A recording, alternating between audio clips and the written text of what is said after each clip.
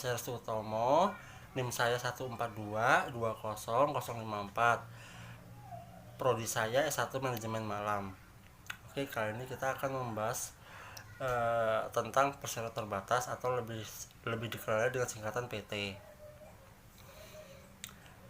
Untuk dasar hukumnya PT ialah Undang-Undang Nomor 40 Tahun 2007 tentang perseroan terbatas. Pengertian PT: perseroan terbatas adalah badan hukum yang merupakan persekutuan modal didirikan berdasarkan perjanjian, melakukan kegiatan usaha dengan modal dasar yang seluruhnya terbagi dalam saham dan memenuhi persyaratan yang ditetapkan oleh undang-undang ini serta peraturan pelaksanaannya. Lalu PT sebagai badan hukum yang pertama adalah badan hukum adalah suatu badan yang ada karena hukum sebagai pendukung atau dilekati oleh kewajiban dan hak tertentu, atau disebut juga artificial person. Secara hukum dianggap seperti manusia yang biasa dimintai pertanggungjawabannya bila melakukan perbuatan hukum.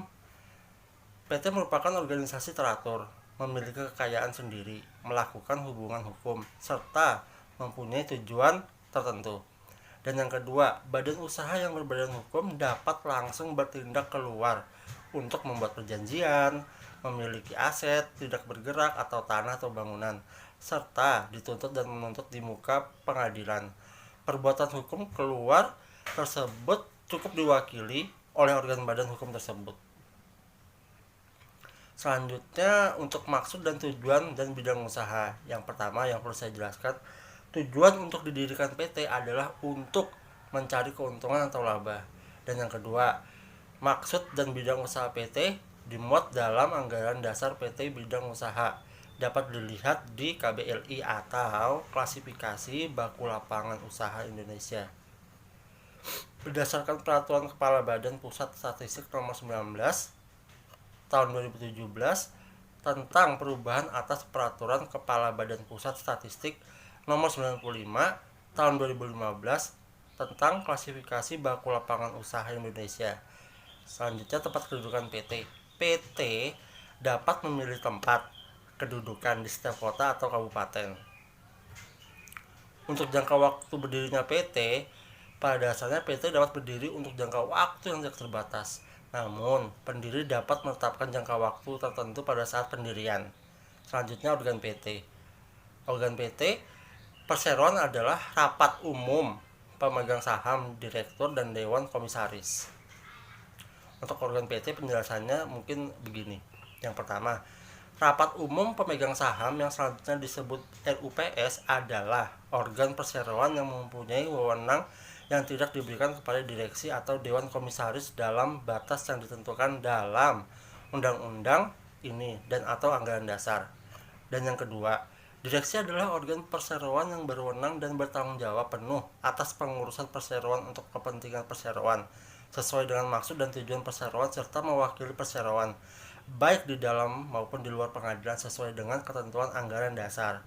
Dewan Komisaris adalah organ perseroan yang bertugas melakukan pengawasan secara umum atau khusus sesuai dengan anggaran dasar serta memberi nasihat kepada direksi. Dan RUPS itu meliputi 1. RUPS tahunan. RUPS tahunan wajib diadakan dalam jangka waktu paling lambat 6 bulan setelah tahun buku terakhir. Dan yang kedua, RUPS lainnya atau RUPS luar biasa. RUPS lainnya dapat diadakan setiap waktu berdasarkan kebutuhan untuk kepentingan PT. Untuk penjelasan RUPS tahunan mungkin seperti ini. Yang pertama, laporan keuangan yang terdiri dari sekurang-kurangnya neraca akhir tahun buku yang baru lampau dalam perbandingan dengan tahun buku sebelumnya, laporan laba rugi dari tahun buku yang bersangkutan, laporan arus kas, dan laporan perubahan ekuitas serta catatan atas laporan keuangan tersebut. Laporan mengenai kegiatan PT. Yang ketiga, laporan pelaksanaan tanggung jawab sosial dan lingkungan atau corporate social responsibility. Yang keempat, rincian masalah yang timbul selama tahun buku yang mempengaruhi kegiatan usaha PT. Laporan mengenai tugas pengawasan yang telah dilaksanakan oleh Dewan Komisaris selama tahun buku yang baru lampau.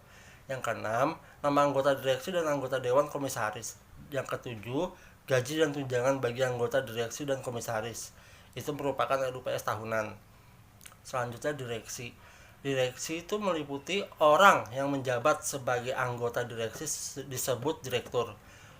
Yang kedua, yang dapat diangkat menjadi anggota direksi adalah orang perseroan yang cakap melakukan perbuatan hukum, kecuali dalam waktu 5 tahun sebelum pengangkatannya pernah 1. Dinyatakan pilot. 2. Menjadi anggota direksi atau anggota dewan komisaris yang dinyatakan pilot.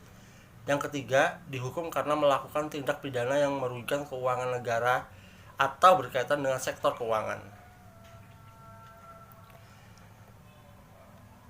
Selanjutnya, untuk pengurusan PT wajib dilaksanakan setiap anggota direksi dengan itikat baik dan penuh tanggung jawab. Hal ini penting mengingat terdapat ketentuan bahwa setiap anggota direksi bertanggung jawab penuh secara pribadi atas kerugian perseroan apabila yang bersangkutan bersalah atau lalai. Namun, anggota direksi tidak dapat dipertanggungjawabkan atas kerugian PT apabila mereka dapat membuktikan, mungkin yang pertama, kerugian tersebut bukan karena kesalahan atau kelalaiannya. Yang kedua, telah melakukan pengurusan dengan itikat baik dan kehati-hatian untuk kepentingan dan sesuai dengan maksud dan tujuan perseroan. Dan yang ketiga, tidak mempunyai benturan kepentingan baik langsung maupun tidak langsung atas pengurusan yang mengakibatkan kerugian. Dan yang keempat, telah mengambil tindakan untuk mencegah timbul atau berlanjutnya kerugian tersebut.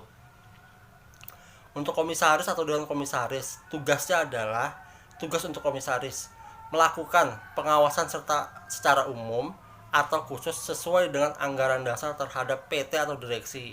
Yang kedua, memberi nasihat kepada direksi. Poinnya, yang dapat diangkat menjadi anggota komisaris adalah orang perseroan yang cakap melakukan perbuatan hukum, kecuali dalam waktu 5 tahun sebelum pengangkatannya pernah meliputi dinyatakan pilot.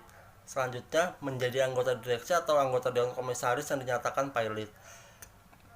Dan yang ketiga, dihukum karena melakukan tindak pidana yang merugikan keuangan negara dan yang berkaitan dengan sektor keuangan.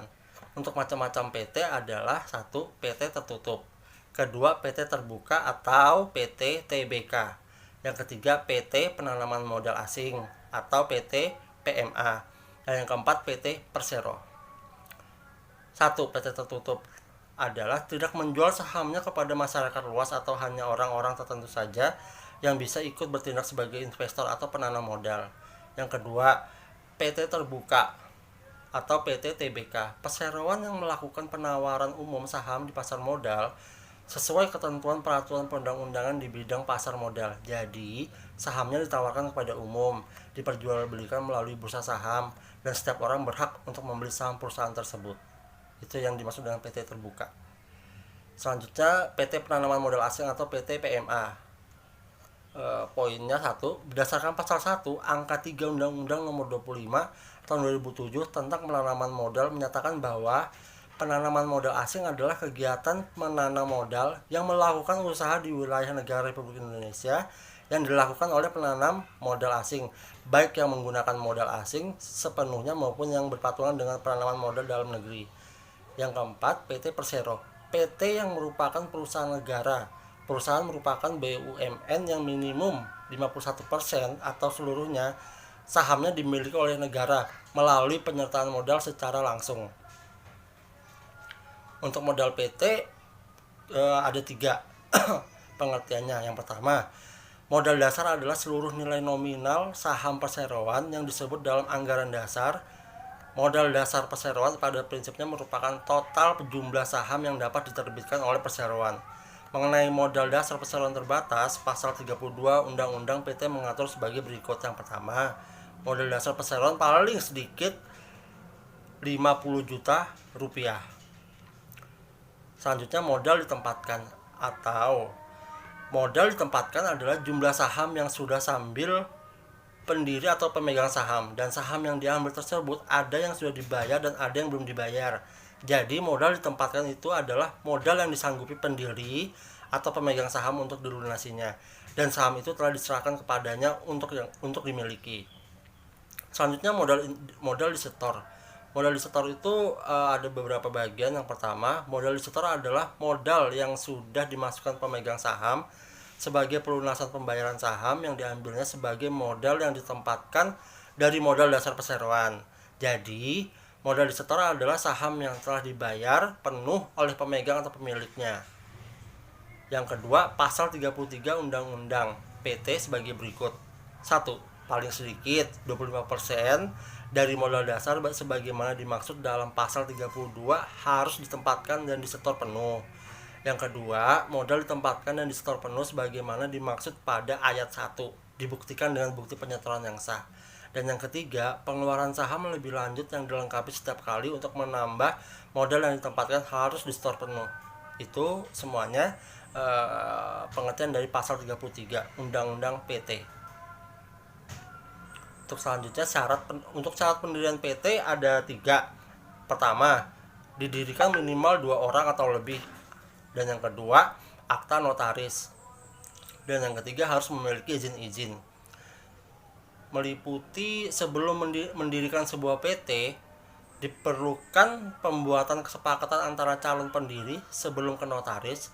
Kesepakatan tersebut nantinya akan dituliskan dalam akta pendirian di hadapan notaris. Yang harus disepakati yaitu yang pertama, nama untuk PT yang akan didirikan, jenis usaha PT yang akan didirikan, selanjutnya besarnya modal dasar, modal ditempatkan, dan modal di store, susunan direksi dan komisaris, serta jangka waktu masa jabatan, besarnya jumlah saham, nilai saham, dan besarnya bagian saham yang akan diambil oleh masing-masing calon pendiri. Itu beberapa yang harus disepakati sebelum membuat PT. Berdasarkan pasal 5 PP nomor 43 tahun 2011, nama PT harus memenuhi syarat. 1. Nama perseroan yang diajukan harus memenuhi persyaratan. A. Ditulis dengan huruf lain. B. Belum dipakai secara sah oleh perseroan lain atau tidak sama pada pokoknya dengan nama perseroan lain. C. Tidak bertentangan dengan ketertiban umum dan atau kesusilaan. D. Tidak sama atau tidak mirip dengan nama kelembaga negara, lembaga pemerintah atau lembaga lainnya, atau lembaga internasional. Yang E. Tidak terdiri atas angka atau rangkaian angka. Yang F. Tidak mempunyai arti sebagai perseroan atau badan hukum. Selanjutnya, tidak mempunyai arti sebagai perseroan atau badan hukum. Tidak hanya menggunakan maksud dan tujuan serta kegiatan usaha sebagai nama perseroan, sesuai dengan maksud dan tujuan serta kegiatan usaha perseroan dalam hal maksud dan tujuan serta kegiatan usaha akan digunakan sebagai bagian dari nama perseroan.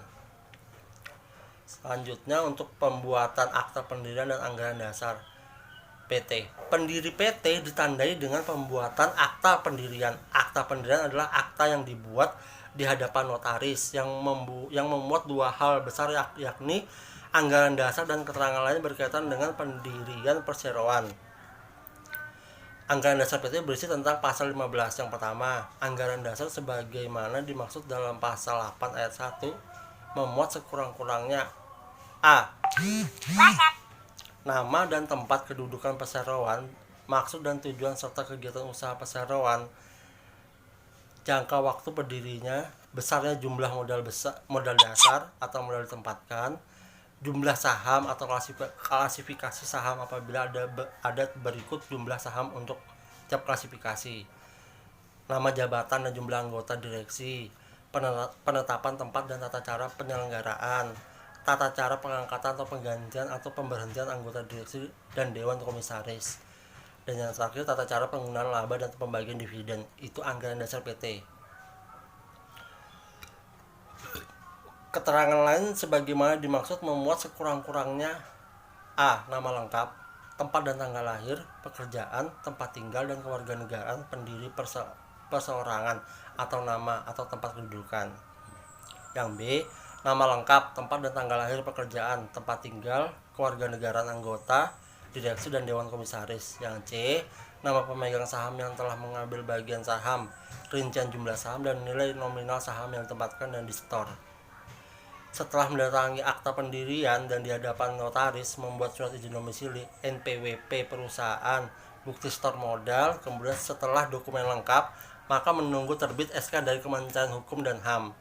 Setelah terbit SK, langkah selanjutnya adalah mengurus izin perusahaan secara online melalui OSS atau Online Single Submission, yaitu bisa mendapatkan nomor induk berusaha atau berlaku sebagai TDP atau tanda daftar perusahaan. Dan yang terakhir SIUP, surat izin usaha perdagangan. Itu penjelasan dari PT dari saya, Restu Utomo. Semoga bermanfaat dan salam sehat.